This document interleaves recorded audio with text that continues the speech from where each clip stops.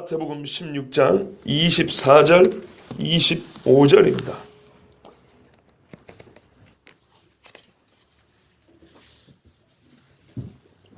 하나님 말씀 마태복음 16장 24절에서 25절.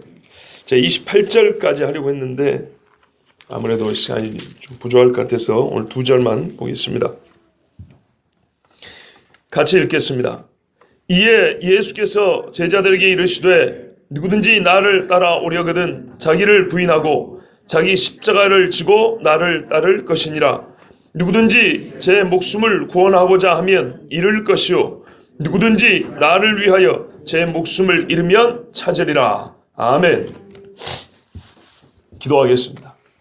살아계신 아버지 하나님, 오늘도 주의 말씀 가운데 세워주시고 말씀이 우리를 두르게 하여 주시며 말씀이 우리 위에 있으며 우리 입술과 마음에 있게 해주셔서 감사합니다.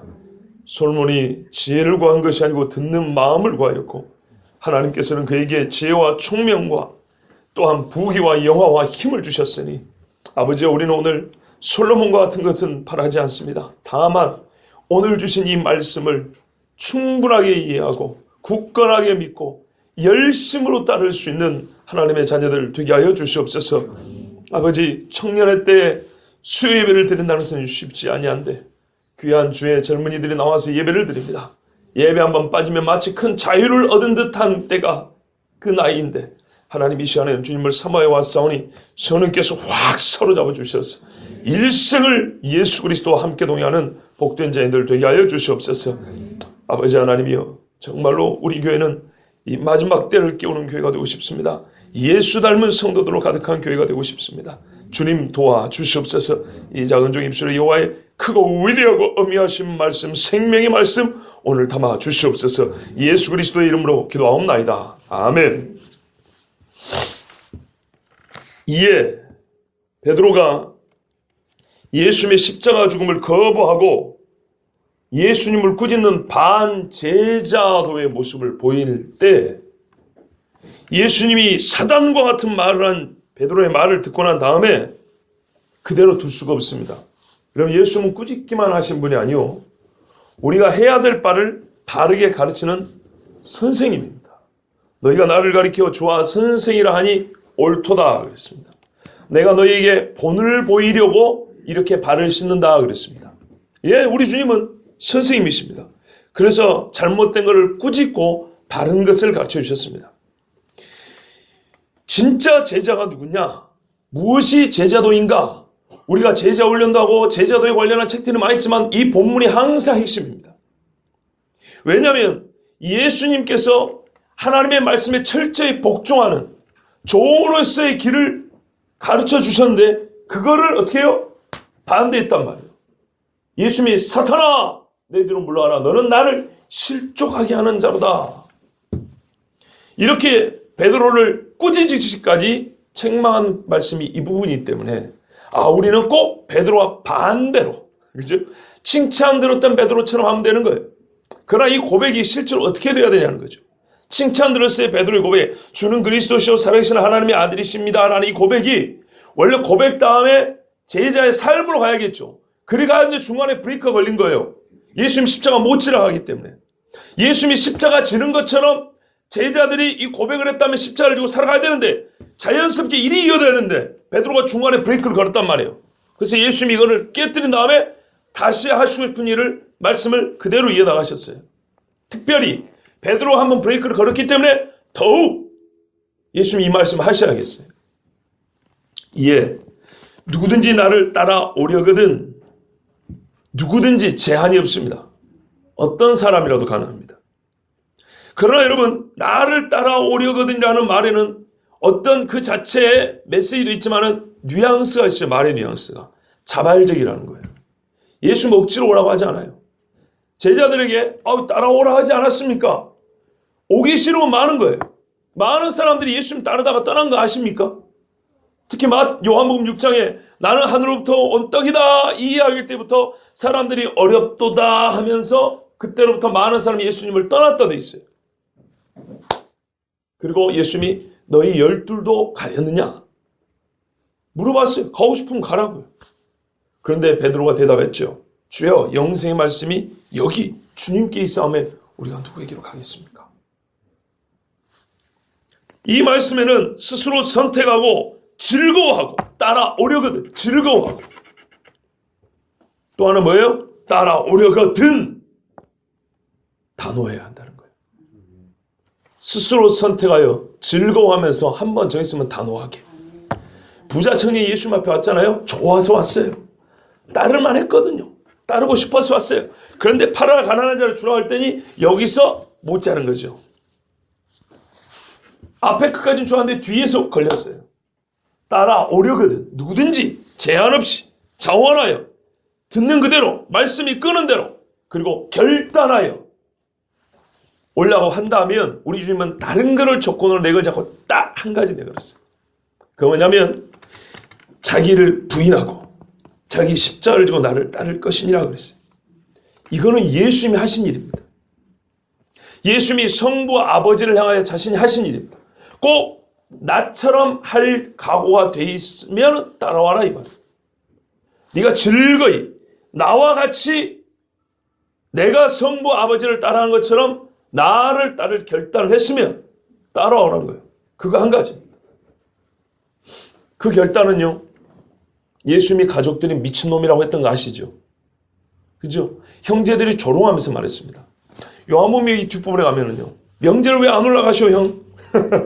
아니 자기 일을 알리고자 하는 사람치고 드러내지 않는 인간이 어디 있답니까? 빨리 가서 좀 드러내시지. 그게요. 드러내십시오 형님. 우리가 보기에 형님은 대단한 분인데 왜 이렇게 숨어 계십니까? 이런 게 아니었고 그 뒤에 보면은 이는 형제들도 예수님을 믿지 아니하였기 때문이라 돼 있어요. 조롱조예요. 왜 집안에 있냐고 가시라고요. 예수님의 가족들이 가버나움으로 이사한 거 아십니까? 나사렛에서 이사를 했습니다.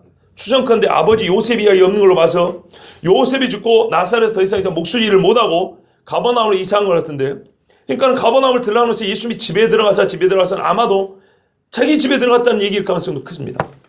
그러니까 형제들이 하는 말이 왜 집에 있냐고 가시라고 명절인데 잘 돌아다니면 왜 하필이면 명절에 안 가냐 이 말이에요.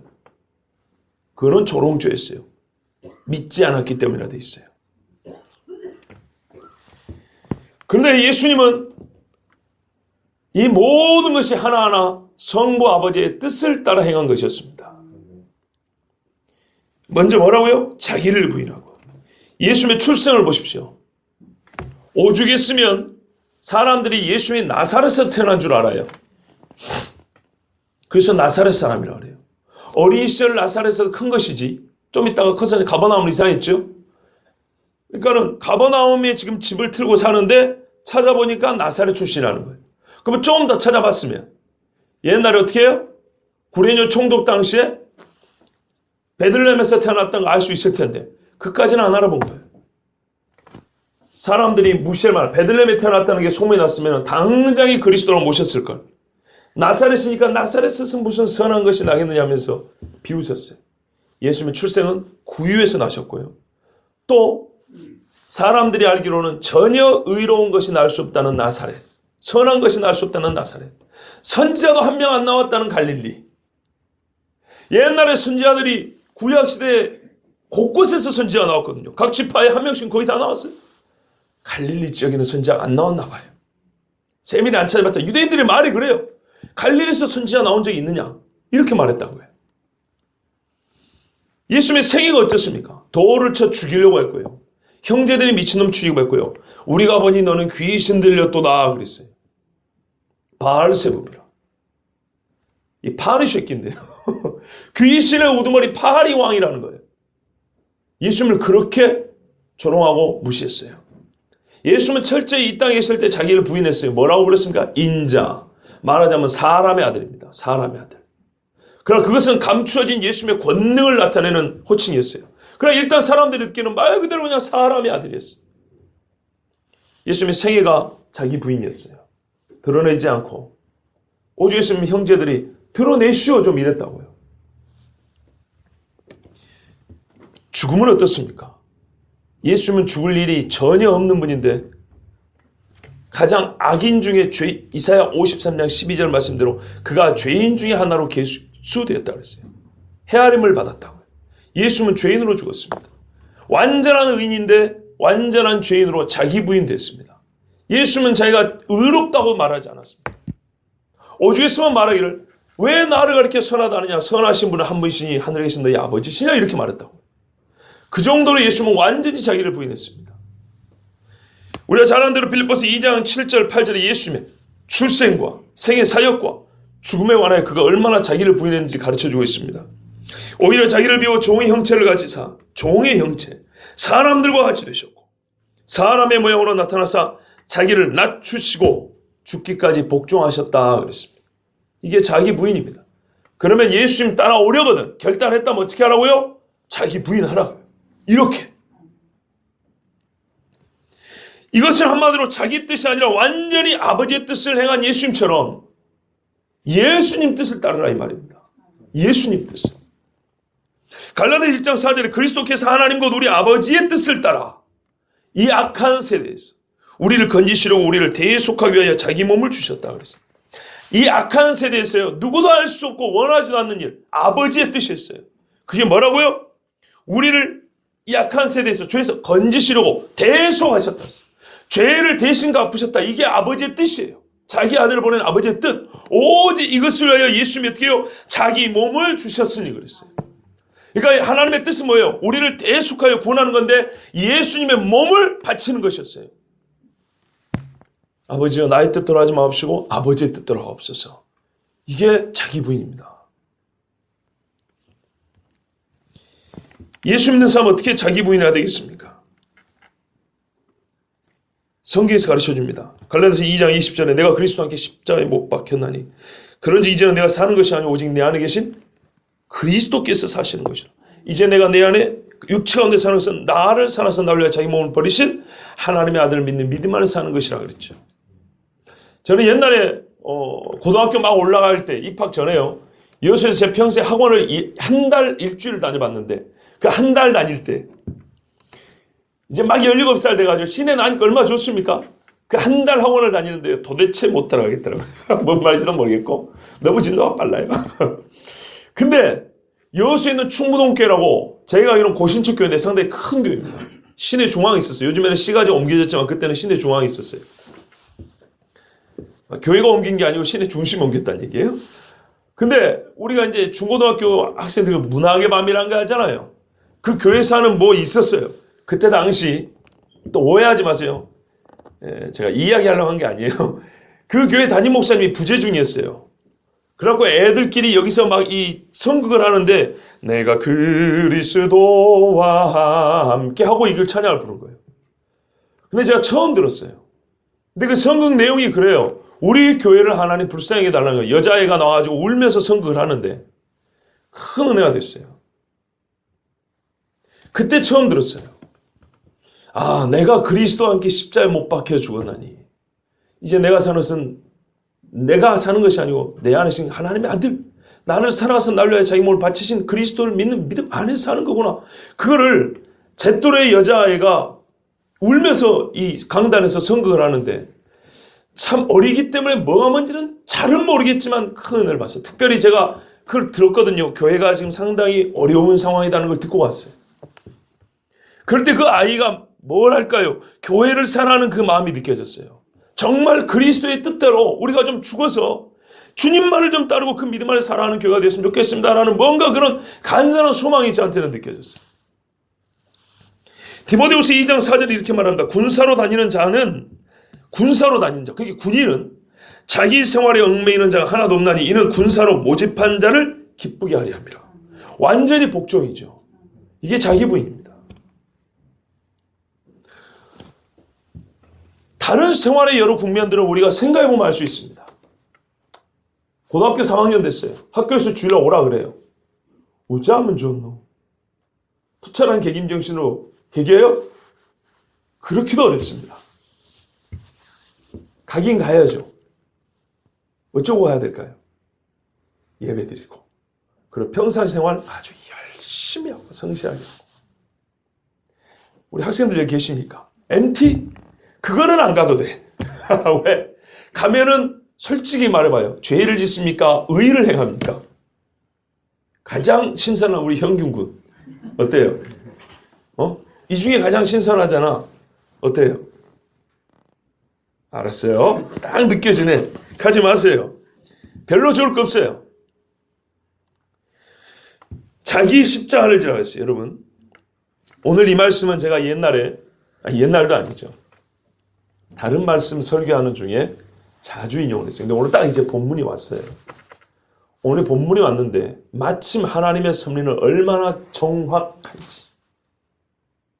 오늘 새벽에 이 본문과 오늘 이 말씀과 딱 매치가 되는 히브리서 말씀을 보게 됐어요. 정말 하나님의 타이밍은 절묘하고 오묘합니다. 기가 막힙니다. 십자가를 지고 있는데 십자가를 먼저 알아야겠죠. 여러분, 예수님이 십자가를 졌습니다. 여기서 말하는 십자가는 나무 2개 묶은 것을 말합니까? 사람 중에 그냥 형태를 말합니까?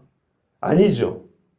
예수님이 나를 따라오려거든 그랬어요. 그리고 예수님이 아까 앞에 뭐라 했어요? 나 죽는다 그랬죠. 그죠? 이건 예수님이 죽으신 십자가를 말합니다.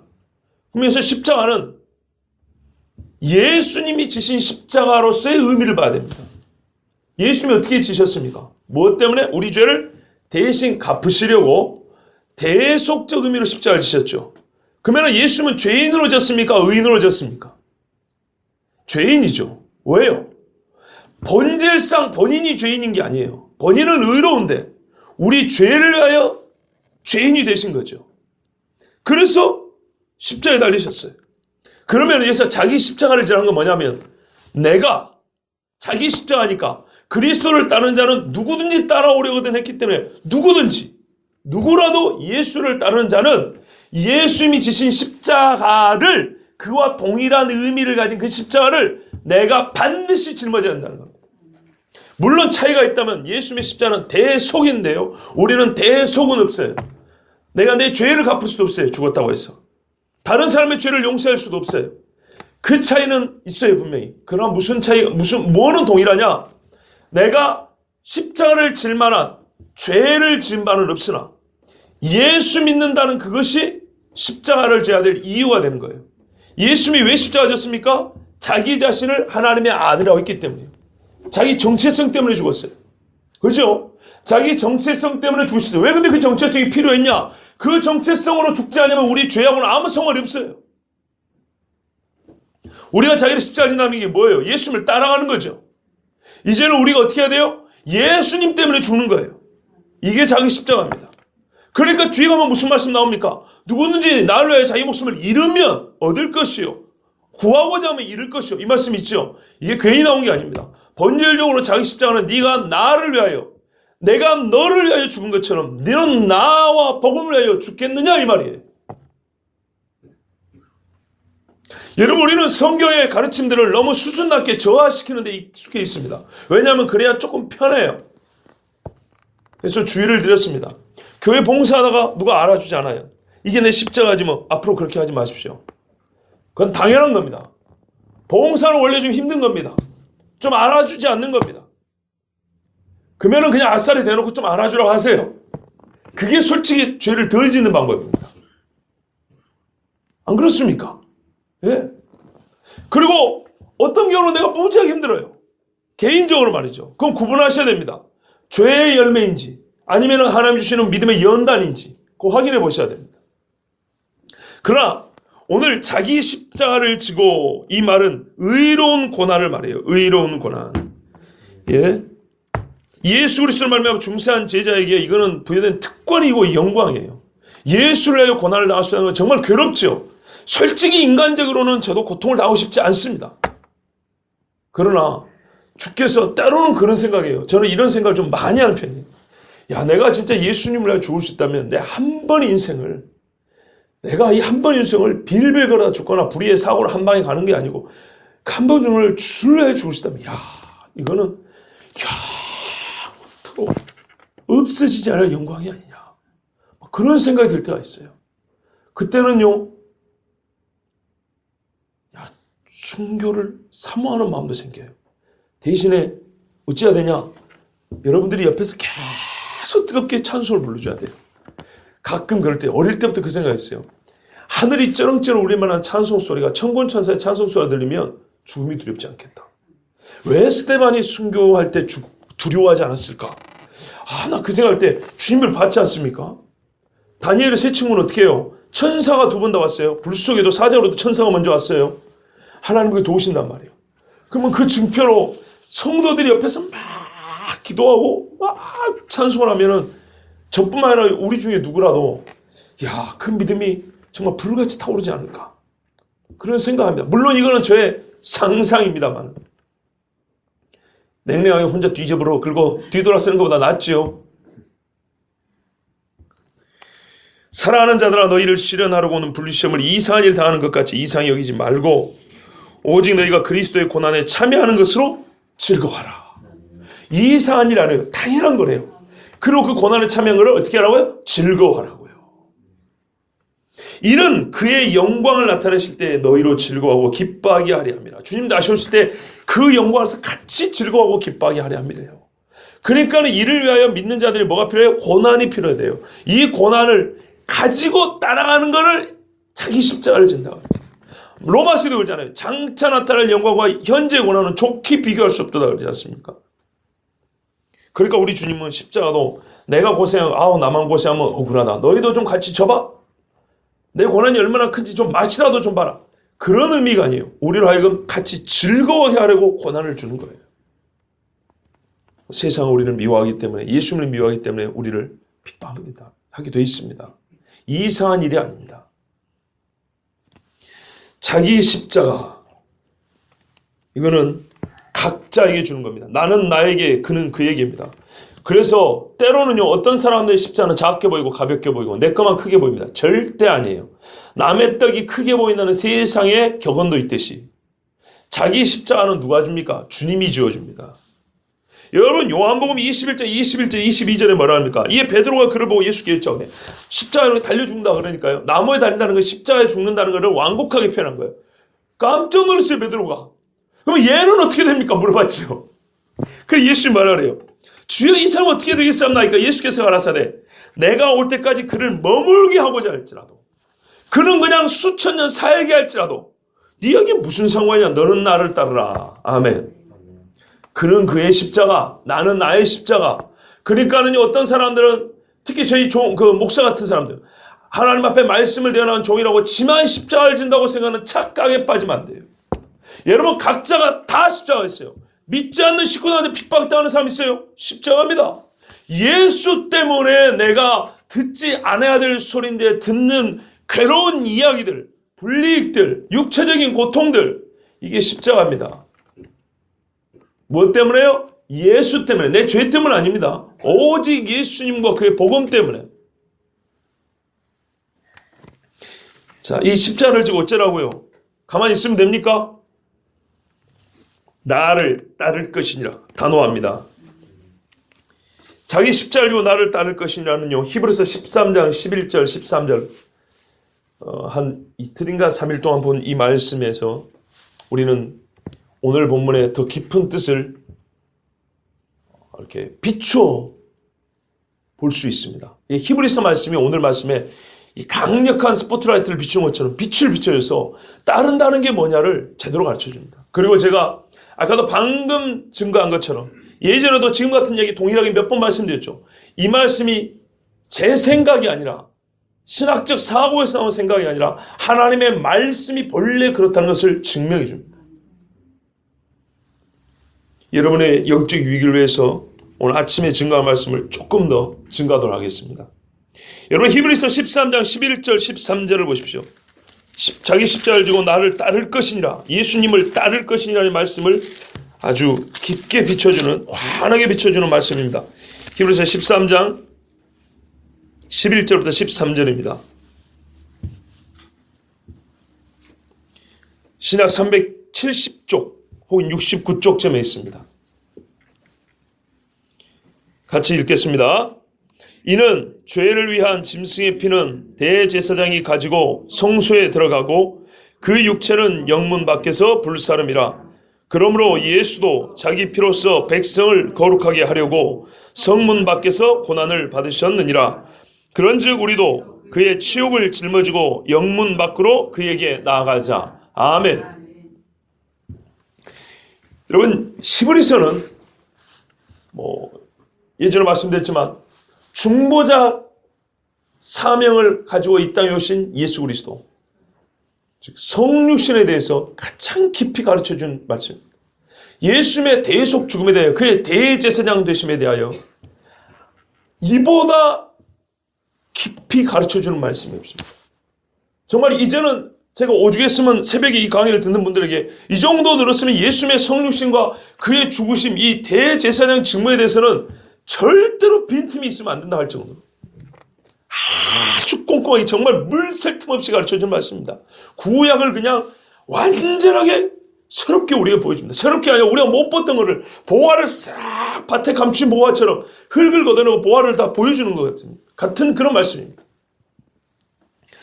특별히 오늘 이 말씀은 그 앞에 말씀 물론 연결되지만 그냥 이 말씀만 보면은 죄를 위한 짐승이라고 해서 이게 무슨 말씀이냐면 속죄제를 말합니다. 속죄제. 여러분 구약에 제사가 있잖아요. 속죄, 속건, 소제, 화목제, 번제. 번제는요 싹 태워서 온전히 드린 겁니다. 화목제는 화목하게 됐다는 겁니다. 소제는 대표성의 제사입니다. 속죄제는 죄 사함입니다. 속건제는 죄 배상입니다. 신학적으로 만족설 있죠. 바로 그거예요. 예수님께서 자기 몸을 완전히 물과 피를 다 쏟으셨죠. 예수님의 죽음에 철저히 죽으심을 말하는 게 번제입니다. 우리 죄를 용서하기 위하여 씻겨 죽었다는 게 속죄제입니다. 죄를 씻기만 한 것이 아니라 하나님께는 명예된 실추, 하나님의 인간이 왜곡하고 훼손한 하나님의 공의를 만족시킨다. 이게 속건제입니다. 그 결과 어떻게 됐습니까? 그 죽음은 어쩌면 혼자 죽었죠. 대표죠.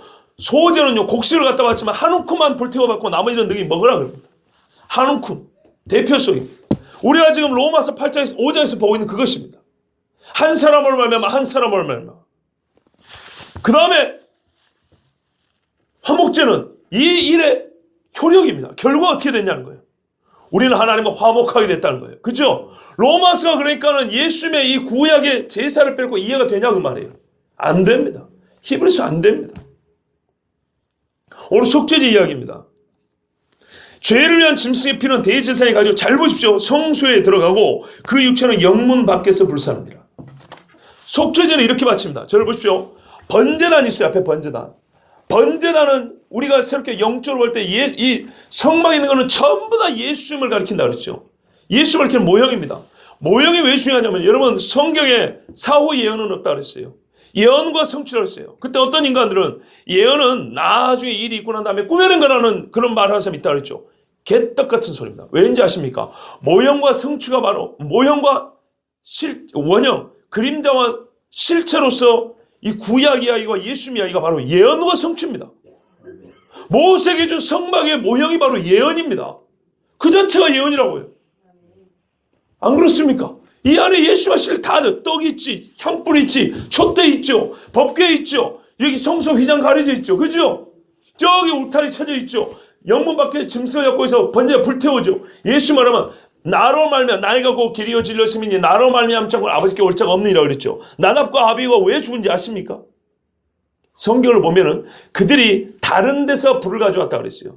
이 주님 앞에 때는 향을 태워가지고 이 지성소 휘장 앞에 향을 태워서 자기의 수치를 가리게 돼 있어요. 향을 잃었고 연기로 부어갖고 내 자신 하나님 앞에 이 죄된 몸이 드러나지 않게 돼 있어요. 허물의 가리우심을 받고. 근데요, 이 불은 어디서 가져오냐? 번제단에서 짐승을 태우죠. 그 거룩한 불을 가져와야 되는 거예요. 나답과 아비후 이 건방진 놈들이 엊그저께 제사장 위임을 받아놓고 그 불을 안 가져오고 딴 데서 불을 가져온 거예요. 요즘 말은 무슨 나이트 불로 댕겨갖고 왔다 이런 말이에요.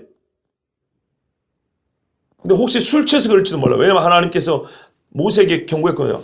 앞으로는 제사장들 올 때 술을 먹지 말고 와라 그랬거든요. 이게 직접적인 상관이 있는지 없는지는 모르지만 만약 상관을 짓는다면 나답과 아비고 건방지게 술 처먹고 술 취한 채로 이거 봉사할 때 됐는데 하고 멋진 옷 입고 딱 아주 뭐요? 대충 아무데나 불 담가갖고 갖고 온 거야 하나님 앞에 건방지게. 그래서 하나님 쳐 죽여버렸어요. 불을 잘못 갖기 때문에 불로 죽여버렸어요.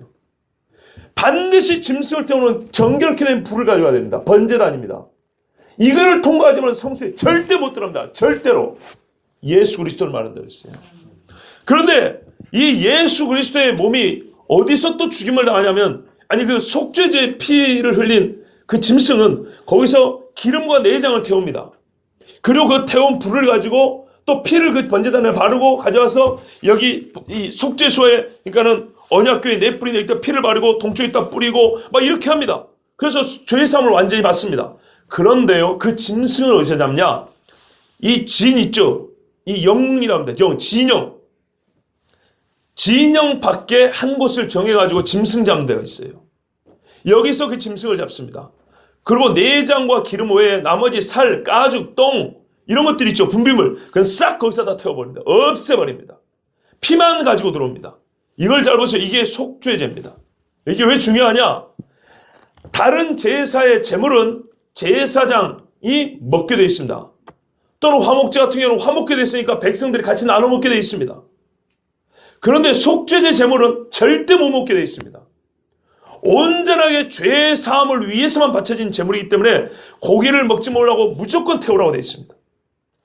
이 규례를 한번 읽어드릴게요. 지금 그 이야기를 하는 거예요. 히브리서 11절이, 24장 11절이. 레위기 4장 1절에서 12절에 제사장을 위한 속죄제물 이야기가 나와 있는데요. 그 일부를 읽으면 흠없는 수송아지로 속죄제물을 삼아 여호와께 드릴지니 그 수송아지 가죽과 그 모든 고기와 그것의 머리와 정강이와 내장과 똥것 그 수송아지 전체를 진영 바깥 재버리는 곳인 정결한 곳으로 가져다 불로 나무 위에서 사르되 곧 재버리는 곳에서 불사를 지니라. 4장 21절에 그는 그 수송아지를 진영 밖으로 가져다가 첫 번 수송아지를 사르마치 불사를 지니 이는 회중의 속죄제니라. 제사장을 위한 속죄제든 회중을 위한 속죄제든 전부 다 불사를 했어요. 고기는 못 먹으라고요. 민수기 19장 3절 9절에 너는 그것을 제사장 엘르아사를 줄 것이요 그는 그것을 진영 밖으로 끌어내어 자기 목젖에서 잡게 할 것이며 거기서 잡아요. 살라요. 기름하고 피만 가져와요. 그리고 기름은 여기 번제단에 태우고 그 향과 함께 피는 성소로 갖고 들어와요. 죄를 거둬 진영 밖 정결한 곳에 둘지니 그것은 뭐예요? 속죄제니라. 레위기 16장에 대속죄일 규례가 나와 있는데 여기도요. 그는 또 수송아지 피를 가져다 손가락으로 속죄소 동쪽에 뿌리고 또 손가락으로 그 피를 속죄소 앞에 7번 뿌릴 것이며 속죄제 수송아지와 속죄제 염소의 피를 성소로 들여다가 속죄하였은즉 뭘 가져다가? 피를 가져다가 속죄하였은즉 그 가죽과 고기와 똥을 밖으로 내다가 불사를 것이요. 분명히 갈라져 있죠. 레위기 6장 30절에 그러나 피를 가지고 회막에 들어가 성소에서 속하게 한 속죄제 제물의 고기는 먹지 못할지니 불사를 지니라. 아멘. 여러분 보십시오. 자 보세요. 모든 제사가 예수님을 상징하고 예표하지만 특별히 이 본문은 속죄제인데요. 차이가 있습니다. 구약의 속죄제의 고기는 먹습니까? 못 먹습니까? 못 먹죠. 그런데요. 예수 말하면 요한복음 6장 뭐랄까요? 40 몇 절인가? 하여튼 그 48절에서 57절까지 보면 자기의 몸의 양식됨을 말하고 있어요. 먹으라고 말해요. 이 속죄제는요 먹을 수 있는 양식이에요. 구약의 속죄제를 넘어서는 속죄제입니다. 죄사함을 줄 뿐만 아니라 매일의 양식으로서 예수님은 자기를 우리에게 주신다는 거예요. 그러니까 이게 구약과 비교할 수 없는 차이라는 겁니다. 이게 새 언약의 우월함이라고 합니다. 더 좋은 언약. 그런데요, 이런 우리가 혜택을 받게 됐는데 모형과 실체는 직선적으로 대응한다고 그랬죠. 예수님이 죽으신 그 모습은 구약의 모형이 가르쳐준 대로 그대로 해야 돼요. 그래야 그 모습을 보고 아, 예수님이 구약에서 가르쳐준 그분이구나 우리가 깨달을 거 아니에요. 그렇죠? 이렇게 했으면 이런 모습이 나야지 이런 모습으로 그림자 생기면 안 된다 이 말이에요.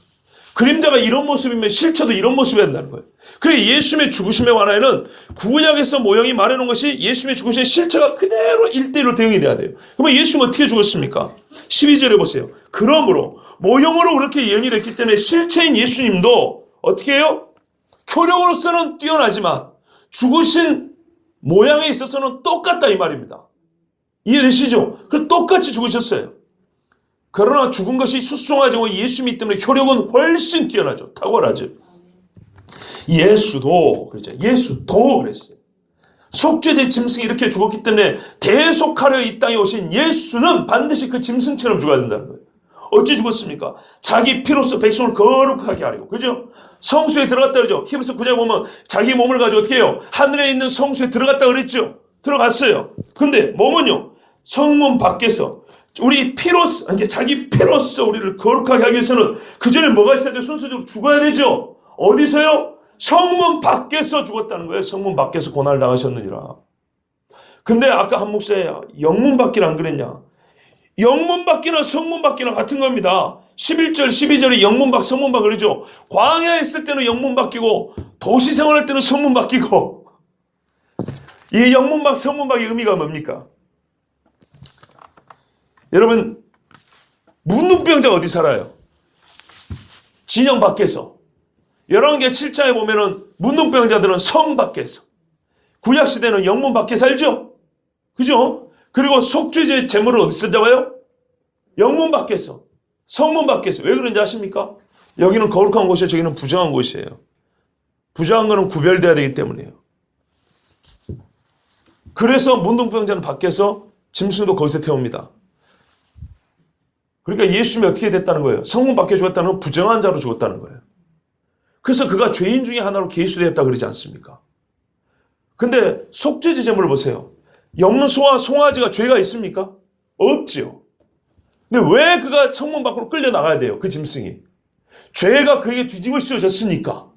교리가 그렇게 아무렇게 나온 게 아닙니다. 예? 요즘에는 이 죄의 전가, 칭의의 전가라는 걸 부정하는 이상한 교리 나오는데 성경이 그걸 말하고 있어요. 분명히 영문 밖이라는 것은 부정한 곳이 가서 죽는 거예요. 죽은 거예요, 그것도요. 또 민수기 16장 같은 데 보면은 죄 지은 인간들 있죠. 여호와를 저주한 사람들. 돌로 쳐 죽이라 합니다. 그죠? 이 사람들 어떻게 죽이냐면 반드시 영문 밖으로 갖고 대고서 진영 밖으로 데리고 나가서 돌로 쳐 죽이라고 합니다. 죄인들이 죽는 것이 성문 밖, 영문 밖입니다. 그 사람들은 본인의 문둥병자는 자기의 부정함이요. 돌로 쳐 죽임을 당하는 사람은 자기의 죄입니다. 여호와를 저주했거나 부모를 이렇게 저주했거나 폭행했다 이런 인간들 있죠. 살인했거나. 근데 속죄제 수송아지는 우리의 죄가 전가되었기 때문에 죄를 짊어지고 부정한 자가 속한 곳에 성문 밖에서 죽는 겁니다. 맞지요? 예수님이 그래서 죄가 없으신 분이지만은 우리의 죄 때문에 영문 밖으로 끌려가서 죽었다는 것입니다. 여러분 믿으십니까? 그 말씀이 바로 11절 말씀입니다. 마태복음 27장 31절 33절에 보시면 희롱을 당한 홍포를 벗기고 도로 그의 옷을 입혀 십자에 못 박으려고 끌고 나가니라. 나가다가 시몬이라는 구레네 사람을 만남에 어디로 나가요? 성문 밖으로 나가다가. 소위 비아 돌로로사라고 고난의 길이라고 성지순례 가면 가는 코스 있다면서요. 그죠? 성문 밖으로 가는 거예요. 이름하여 갈보리, 라틴식 이름이고요. 헬라식으로 골고다. 그에게 예수의 십자가를 억지로 지고 가게 하였더라. 골고다 즉 해골의 곳이라는 곳에 이르러.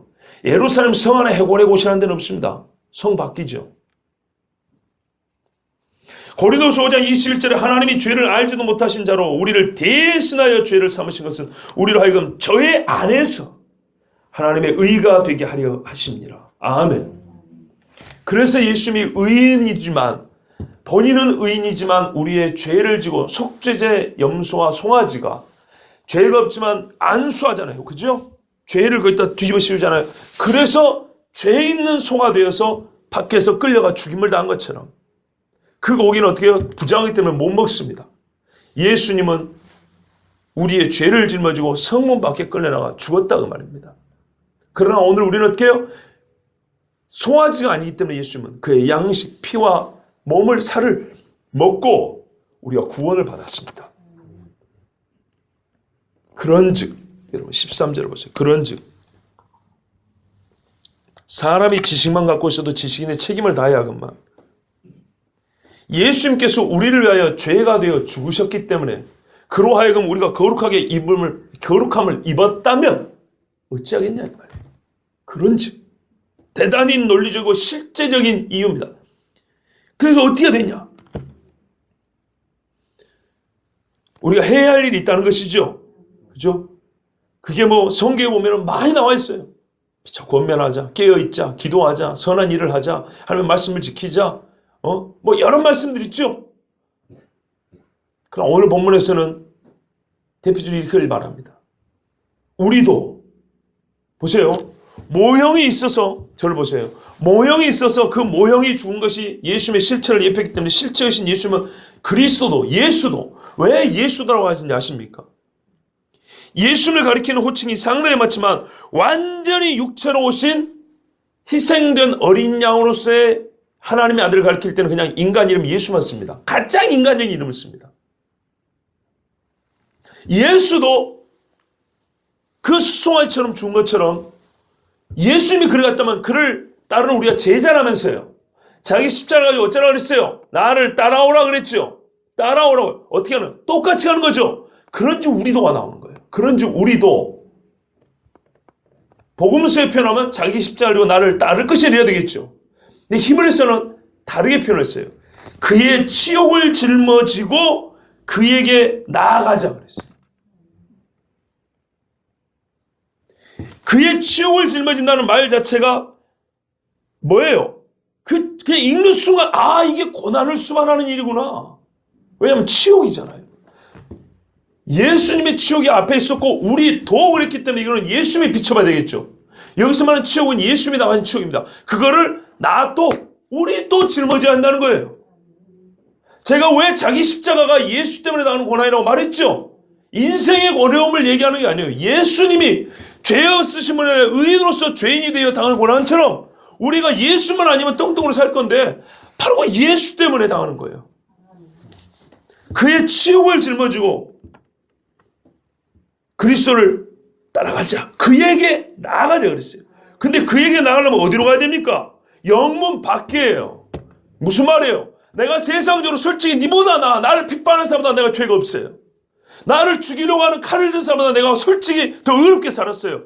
근데 그에게는 나 같은 죄인이 없어요. 이유는 한 가지, 예수 믿기 때문에. 옛날에 일본 놈들이나 공산당들이 예수 믿는 사람 죽일 때 예수 믿는다고 죽임당한 그 사람들이 잘못된 거 있습니까? 그들을 죽인 사람이 잘못한 겁니까? 찍어버리고 남의 생명을 함부로 뺏어요. 그 자체가 훨씬 더 큰 죄를 말하죠. 그런데요, 그들의 눈에 보기에는 예수쟁이만큼 세상에 악종이 없는 거예요. 독종이 없고 이렇게 큰 죄인들이 없는 거예요. 예수 믿는다는 거 그 때문에. 그래서 어디로 가요? 우리가 영문 밖으로 가요. 죄가 없지만 그들에게는 죄인 취급당해서 죄인을 죽이는 곳으로 끌려가요. 그런데 그것이 우리에게는 또 어떤 의미냐면 우리가 세상을 사는 거 우리가 버린 거예요. 왜 그들이 우리 죄인 취급하는지 압니까? 같이 죄인 짓지 않기 때문이에요. 술자리에서 왜 우리를 죄인 취급합니까? 같이 술 안 먹기 때문이에요. 예? 술 먹고 바람 피러 가는 인간들 옆에서 혼자 떠나면 저 새끼 지만 깨끗한 척하네 이런다고요. 왜? 같이 죄 안 짓기 때문에 그래요. 그게 영문 바뀝니다. 히브리서를 읽는 히브리 사람들은 유대교를 떠난 것이 영문 바뀝니다. 다 출교하기로 작정하였습니다. 출교를 당하더라도 죄인 취급을 당해서 그렇죠. 출교면 밖으로 내쫓아버린 거잖아요. 문둥병자처럼 모든 유대인의 보장에서 내쫓아버린 겁니다. 영문 바뀝니다. 그들에게는. 오늘날 그리스도인들이 예수 믿는다고 세상 사람들이 쫓겨난 거 다 영문 바뀝니다. 그런데 더욱 깊이 말하면 뭐예요? 죄인 취급당하는 거예요.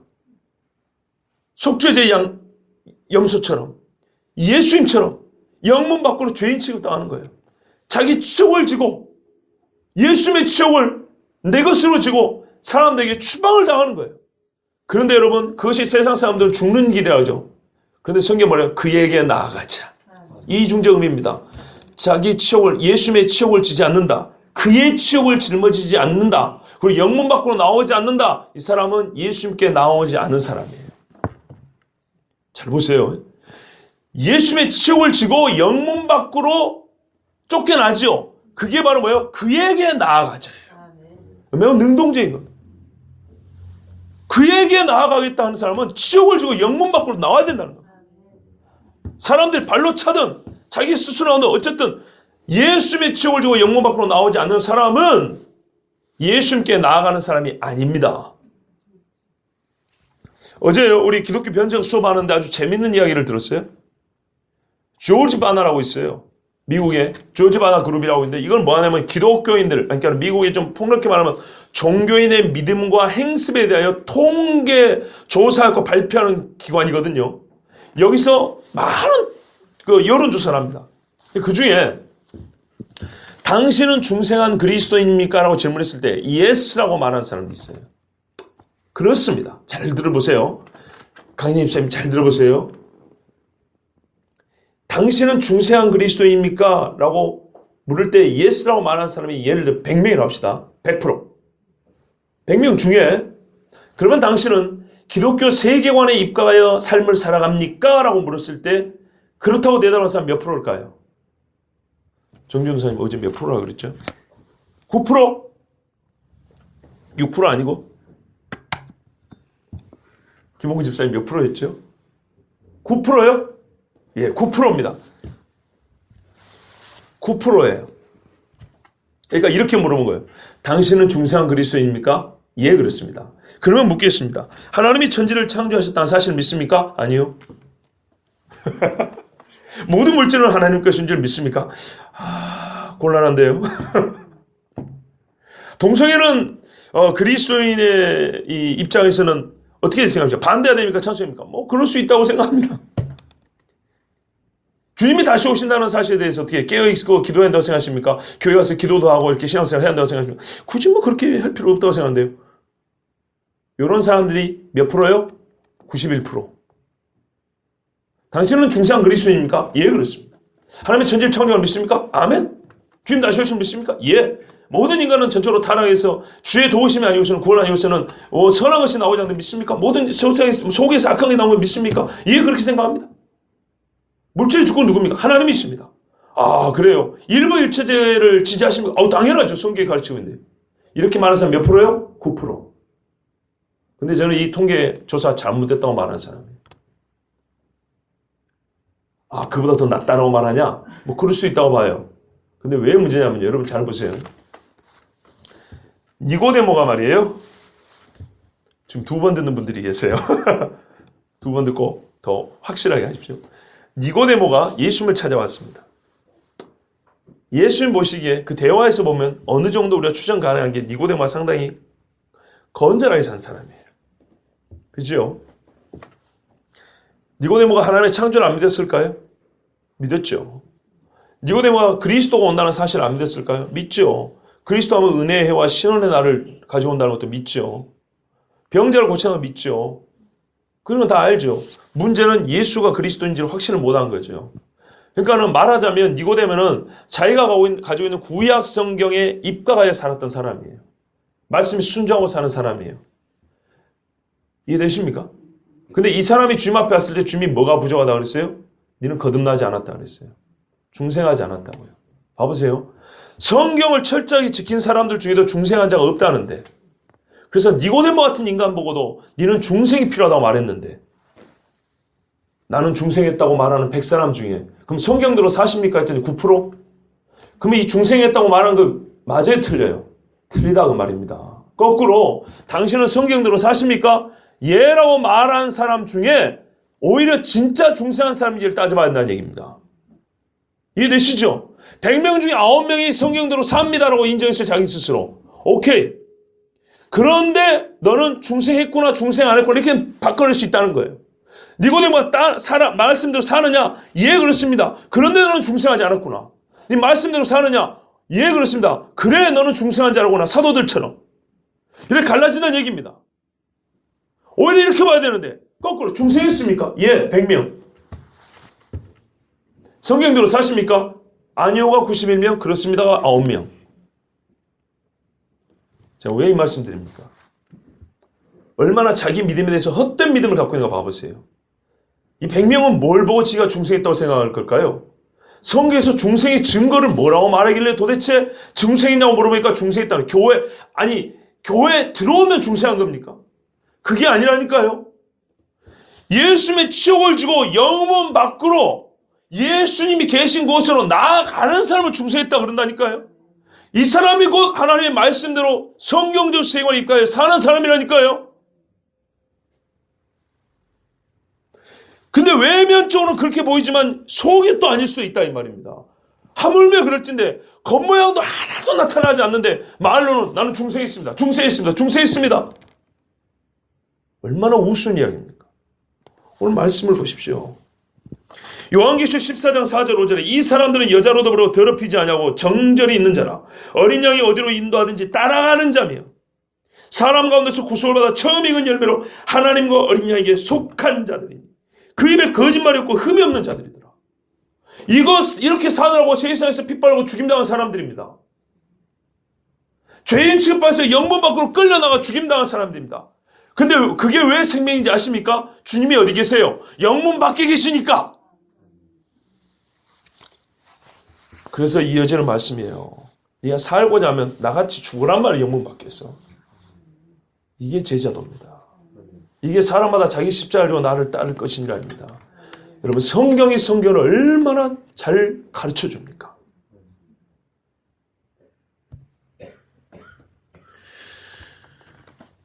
바울이 영문 밖으로 나간다는 것이 무엇인지 잘 가르쳐 줍니다. 빌립보서 3장 4절에서 9절까지 보면 그러나 나도 육체를 신뢰할 만하다. 나도 이 영문 안에 있는 사람들과 비교해 봤을 때 내가 부주한 게 없다. 근데 왜 내가 이 취급을 당하냐? 만일 누구든지 다른 이가 육체를 신뢰할 만한 것이 있는 줄로 생각하면 나는 더욱 그러하니 내가 8일 만에 할례를 받고 이스라엘 족속이요 베냐민의 지파요 히브리인 중에 히브리인요 율법은 바리새인요 열심은 교회를 핍박하고 율법의 의로는 흠이 없는 자로다. 여기까지 부정하지 못해요. 그러나 무엇이든지 내게 유익하던 것을 내가 그리스도를 위하여 제가 강조해요. 그리스도를 위하여입니다. 다 해로 여길 뿐더러 또한 모든 것을 해로 여기면 내 주 그리스도 예수라는 지식이 가장 고사함을 인함이라. 내가 그를 위하여 모든 것을 잃어버리고 배설물로 여기면 그리스도를 얻고 그 안에서 발견되려 함이니 내가 가진 의는 율법에서 난 것이 아니오 오직 그리스도를 믿음으로 말미암는 것이니 곧 믿음으로 하나님께서 난 의라. 아멘. 성도의 신앙 행진은요 교회 안으로가 아니고요. 그런다고 또 어떤 사람들은요 세상에서 봉사하는 그런 의미 아니에요. 일단 말씀 좀 깊이 이해하고 그런 표현도 해야 돼요. 무조건만 세상에서 막 뭐 운동한다고 나오는 사람도 있어요. 막 교회가 무슨 막 그 전에 성경을 좀 제발 봤으면 좋겠어요. 그래서 제가 강조하는 거예요. 성교하려면 성교학을 배우기 전에 성경을 배우고 상담을 하려면 상담학을 배우기 전에 성경을 배우란 말이에요. 궁극적인 거냐면 하나님의 사람을 온전케 하기 위함이기 때문이에요. 그리스도를 위하여 해로 여기고 사람들에게 죽임당할 어린 양처럼 그렇게 사도들이 여겨졌어요. 그럼 뭐래요? 우리가 종일토록 도살할 양처럼 여김을 받았나이다. 원래 그건 예수님 이야기거든요. 근데 이거를 사도들이 자기에게 적용을 했다고요. 우리도 그와 같이. 이게 바로 영문 밖으로입니다. 자기 십자가를 따르는 겁니다. 근데 죽는 것으로만 끝난다고요? 아니요. 그에게 나아가자. 그는 여전히 계시죠. 부활하셨죠. 그죠? 부활하신 그분이 있는 그곳입니다. 죽었으나 부활하신 그곳입니다. 보세요 여러분 부활할 때 보라 그가 누우셨던 곳을 보라 그가 여기 계시지 않고 살아나셨느니라. 바로 죽으신 그곳에서 살아났어요. 그리스도에 죽고자 하면 그 죽는 곳에서 살아나는 거예요. 하나님의 약속이 분명하지 않습니까? 누구든지 제 목숨을 구원하고자 하면 잃을 것이요 누구든지 나를 위하여 제 목숨을 잃으면 찾으리라. 아멘. 이곳이 영문 밖입니다. 성문 밖 십자가 진자가 도달하는 곳입니다. 죽는 곳이자 사는 곳이요 목숨을 잃는 곳이자 목숨을 찾는 곳입니다. 그러나 사람들이 이곳을 가기 싫어하는 이유는 길이 좁고 그 길 가는 동안에 많은 것을 버리고 포기해야 됩니다. 즉 자기 부인을 해야 되기 때문입니다.